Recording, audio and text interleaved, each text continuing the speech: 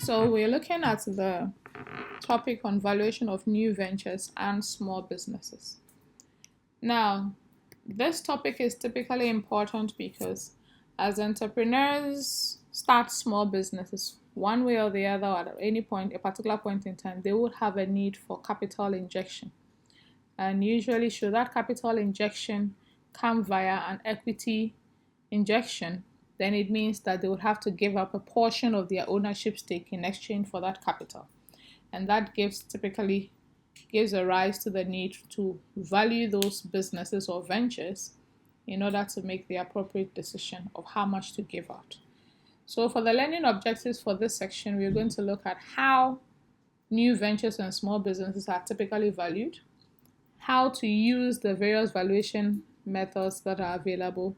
We also would attempt to look at the strengths and weaknesses of the valuation methods and explain the criteria for selecting a valuation approach.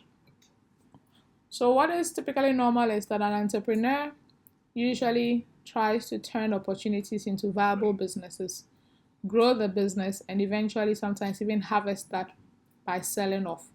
Now, when it's time to sell off, clearly, they will need to have a price at which they'll sell off, and that also requires that valuation will take place.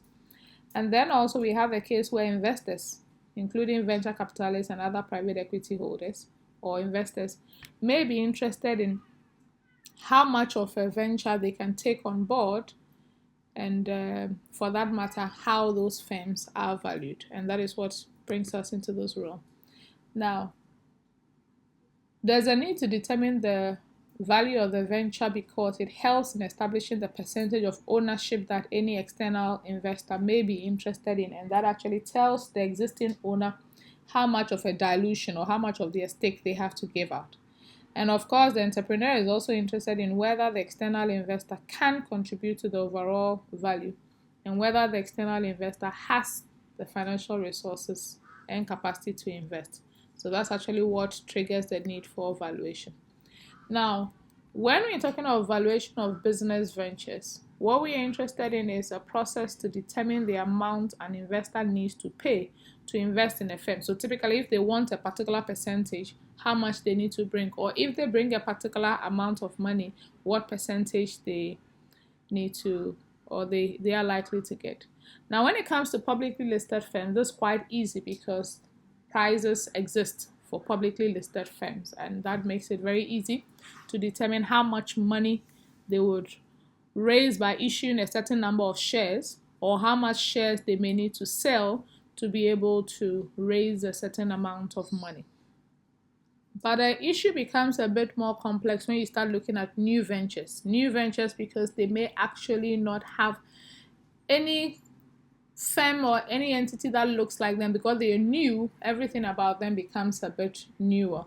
Also, the issue of private firms. It means firms that are not listed but trading privately, more of in terms of private placement.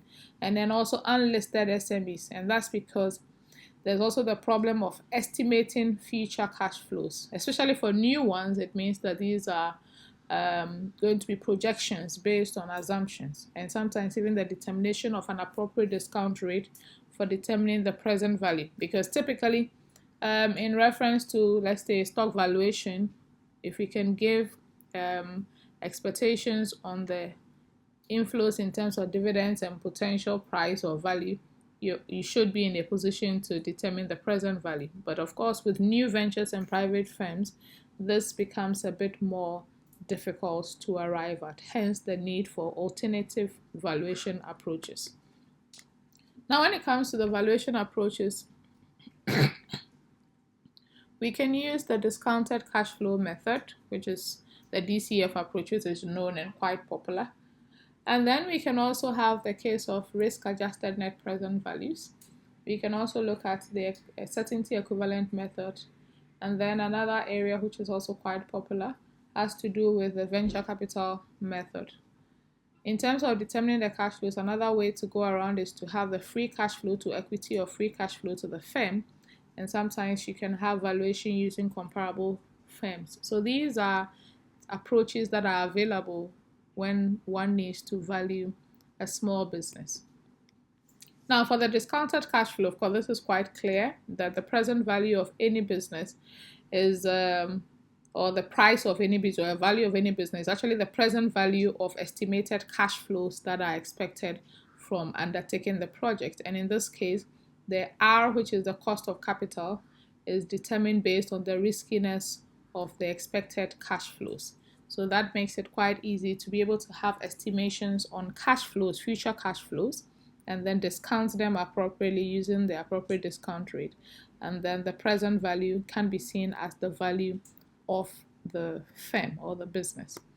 So this is an example where you have a Prince Direct Limited that is operating in a particular space, and it has a 5-year investment plan that will generate the following cash flows. And so based on that, we can actually determine the present value of that investment. And if for any reason there's a need to raise some extra capital to make this materialize, then of course we should be in a position to determine what proportion of this particular business should go to the one providing the capital. Now, so this for the calculation that gives us that the present value of the asset based on the estimated cash flows that we also have for this gives rise to 2.124 million USD. Now, we also have a case of the risk-adjusted NPV. When we talk of the risk-adjusted NPV, the standard NPV approach normally results in the use of uncertain cash flows, which are then discounted accordingly using the appropriate discount rate to arrive at the present value. And of course, once adjusted for the cost implications, we have the NPV. Now, when it comes to risk-adjusted NPV, there are a number of approaches that could go into it. One of the other ones that is actually known typically is the fact that you could actually adjust the expected cash flows by the probability of those cash flows actually occurring. So whilst there may be an estimation of cash flows expected into the future, the next level would be to actually consider the probability of those cash flows actually occurring, and then those probabilities will then give rise to the adjusted cash flows, which are then discounted accordingly to arrive at the NPV. So in that case, it means that these cash flows have been adjusted for risk. So it means that the probability has taken care of it so that it gives us the expected values of the cash flows, which we can use accordingly in the calculation. Now, so one way also in the fact that if you're looking at the risk-adjusted NPV, you could look at the fact that when you look at Cap M, the Cap M typically has the fact that the expected return or the cost of capital, and this assumption if you're looking at equity, is a function of the risk-free rate plus the systematic risk into the market risk premium.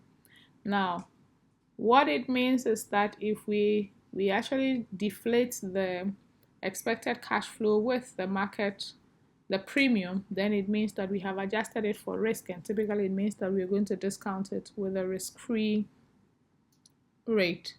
And so that's for the risk-adjusted PV. But typically what you also find is more of the probability-adjusted cash flows, which can also be used. Now, so this is what we have here. So in that case, if we have the risk premium, then we can easily proceed to adjusting for the cash flows and arriving at the risk adjusted. Now, so one way then would be that if the expected return is made up of both the risk-free rate and the risk premium accordingly, then discounting it with the Cap M, which has an inclusion of the risk-free rate plus the risk premium, would literally account for the risk inherent and therefore reflect as a risk-adjusted NPV. So that's another way to look at it. Then we have the certainty equivalent method. Now, certainty equivalent method typically then means that we are looking at the alternate cash flows. Now, normally whenever we are estimating cash flows, these are cash flows that are uncertain. And so in regards to that, you can actually, similar to the risk adjusted, you are adjusting for the uncertainty and looking for certain cash flows, means that they are literally riskless, they are certain to occur. And for that matter, you're going to adjust them accordingly before you proceed with the calculation. So what you can see here is that rather than discounting future cash flows by just one risk-adjusted discount rate to reduce for both time and risk, what we do is that we are going to first adjust and get the certainty equivalent by deflating first with the risk premium before we proceed to do the discounting with the risk-free cost of capital or the risk-free rate. So that's one way. And so when we proceed, by implication, you realize that by actually dividing the uncertain cash flows of 250 by a value, that's a rate that has both the risk premium and the risk-free rate, we actually are on account also accounting for the certainty equivalent. So that's typically what it is. So that's for the certainty equivalent method. So what it means is that there's also the possibility that you could look at it from this angle, that where there's data and then looking at the utility derived, there's a coefficient. Sometimes there might be a certainty equivalent coefficient. What it means is that if you have an expectation of a certain amount of money and there is a certainty equivalent coefficient, what you do is to multiply the uncertain cash flows by the coefficient that has been provided, and that now gives you the resultant certainty equivalent, which you now proceed to use in your valuation, and you discount at the risk-free rate because it's now actually being provided as certain. Now, another angle that we look at typically has to do with the venture capital method, which is also quite popular in this regard. Now, when we are looking at venture capital investments, and so that's how it gets its name, venture capital, we normally combine elements on multiple-based valuation and a discounted cash flow valuation method. These combinations give rise to the venture capital method. Now, what we use is to find a way of providing a rough estimate of the current value of future-oriented uncertain investments. And so this is how it actually plays out. Usually, the basic venture capital method will require that for step 1, you determine what we call the post-money valuation. And then for step 2, you can actually go ahead and determine what we call the pre-money valuation. Now, let me explain this. Post-money valuation usually means that the value of a firm after capital has been injected. And the pre-money ultimately then means that this is the value of the firm before the injection of capital. And then after that, looking at both the post and pre-money valuation, clearly it means you have data that is able to tell you or help you to determine the ownership fraction that will go to the investor who has brought in money on board. And by virtue of that, we should also be able to determine the number of shares that would be issued to this new investor, which will then be added to the existing number of shares before the injection of capital. And then finally, we can obtain the prices of shares, and then we proceed from there. So now let's start. Now, step 1 in this case of trying to use the NPV framework is sometimes to know what we normally would call the PE ratio, the price earnings ratio. That's a multiple that usually reflects the relationship between the price of a share and then the earnings per share. Now, this PE ratio will typically be picked from firms that may be already listed and have that data because of, should I say, similarity within the framework. So if you have a business that is new but has a similar business that is already listed on the market, you could take a cue from there to determine the PE ratio of that particular sector and then apply it. So what we have as V subscript T here is the value of the firm at the terminal point. Now, when we talk about the terminal point, especially for the venture capital approach, these people who inject capital have a time zone within which they expect to exit from the investment. So the T refers to the year, the final point at which they want to exit from the investment, either by selling out on the stock or selling to any other person who wants to buy, because then they will have to account to the providers of their capital. So for the typical venture capital approach, what it means is that if you can project the earnings, meaning that the typical net profit or net income to be made at the end of the period for which the investor wants to stay, then you're going to multiply that by the PE ratio, and that gives you, in a sense, the value of the business in that future period. Now, clearly, what it means is that you've got a future amount, which is how the business is going to turn out in the long run. Now, this is assumed to be an assumption that that's the ultimate potential of the business. So it would include having raised the needed money to arrive at its fullest potential. Now, the easiest thing then would be to discount it at the appropriate discount rate. Now, this discount rate usually is based on an expected rate of return that the investor needs to make from, or the venture capitalist needs to make from, this investment. And usually for fresh or newer businesses, this can go as high as 50% in terms of the return. And so once adjusted for that, it gives rise to the present value of the firm inclusive of the injected capital, because then it's believed that the injected capital contributed to the total expected value or net earnings at the end of the terminal period. So when you discount the total value, the terminal value in its present form, then it actually includes the money that was brought on board. That then means that with this post money valuation, we could actually then subtract the amount of money that the venture capitalist is bringing on board today, and we are going to be able to come up with what we refer to as a pre-money valuation.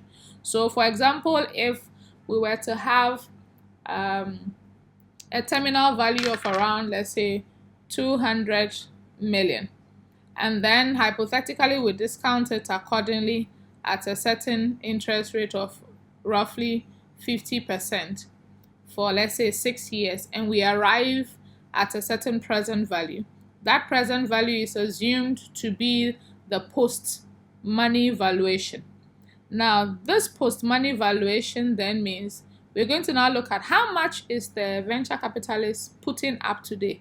If they were putting up 50 million, then what it means is that if we are able to discount our 200 million and it comes down to, let's say, 108 million in terms of the post-money valuation, for example, it means that when we subtract the 50 million that is being brought on board by the new capital provider, then in essence, our pre-money valuation before injection of capital will be approximately, let's say, 58. So that the 58 plus the 50 is going to give us the 108. That happens to be the present value after we had discounted. So then what it means is that the fraction of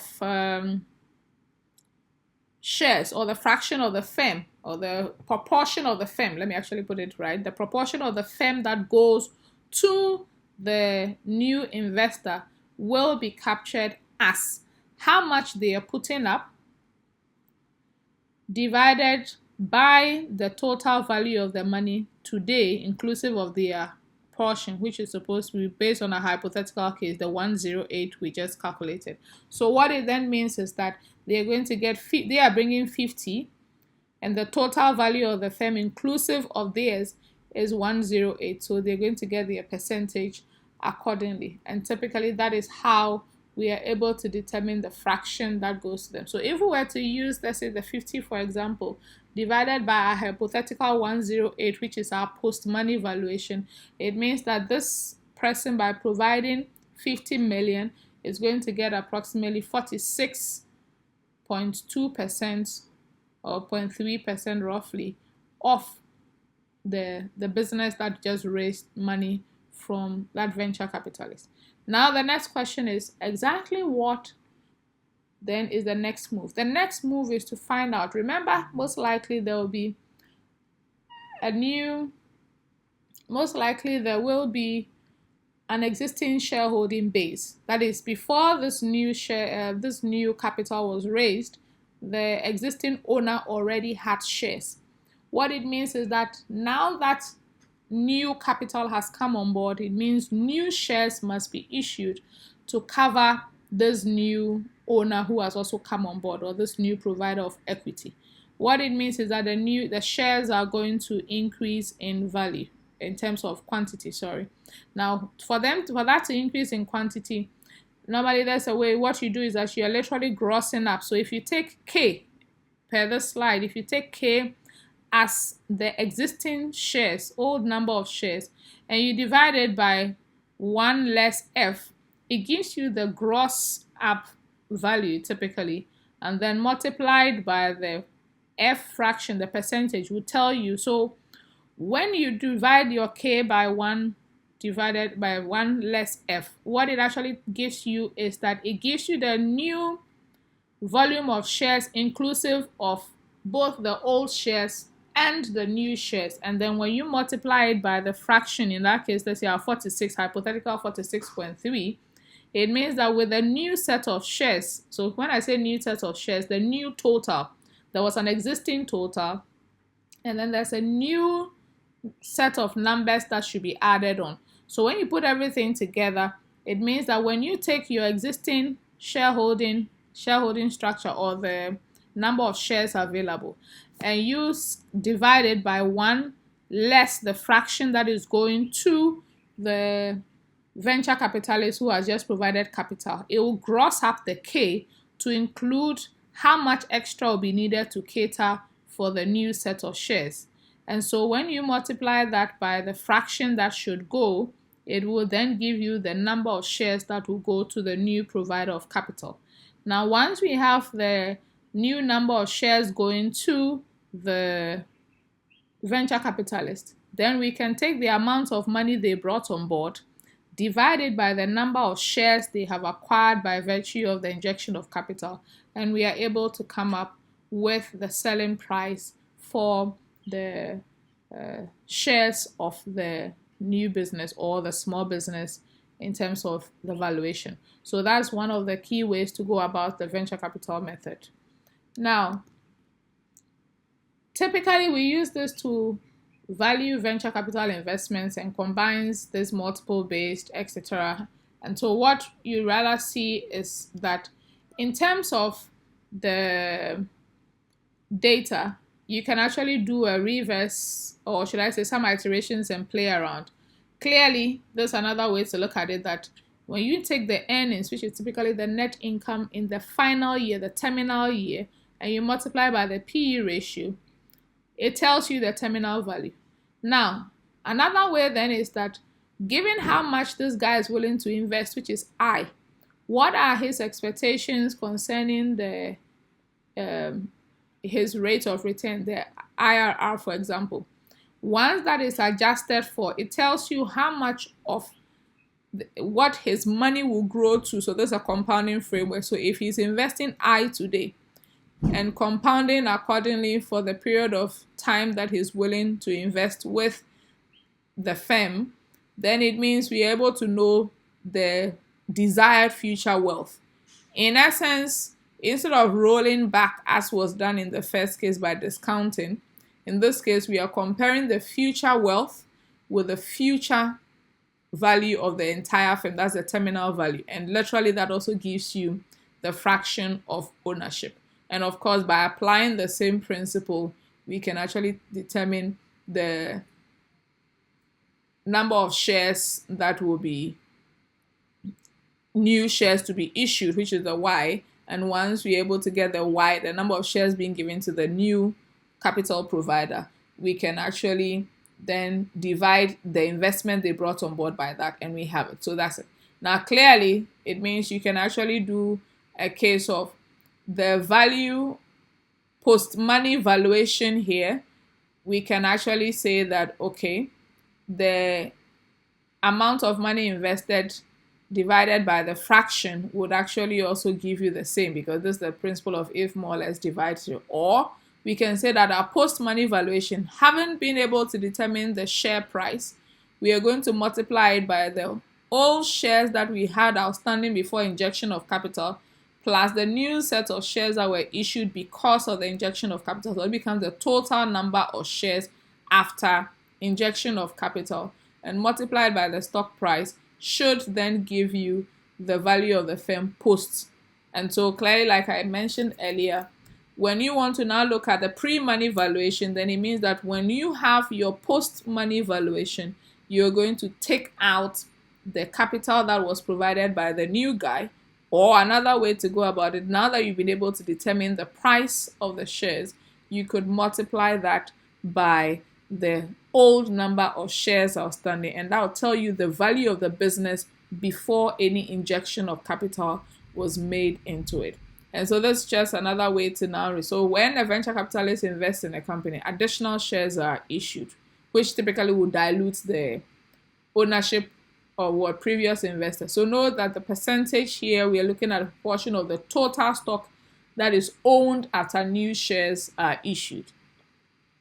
So the ownership acquired, obviously, is the new shares that might be given out, divided by what used to be and the new shares. So that becomes the total set of shares that are now existing. And of course, you may resolve that, and then you can actually now determine the new set of shares. And so total shares then is the grossing up of the, so like I explained, the 1 divided by 1 over F will give you, so this is your K. So your K divided by 1 less the new ownership stake that is going to be given out would give you the gross up value.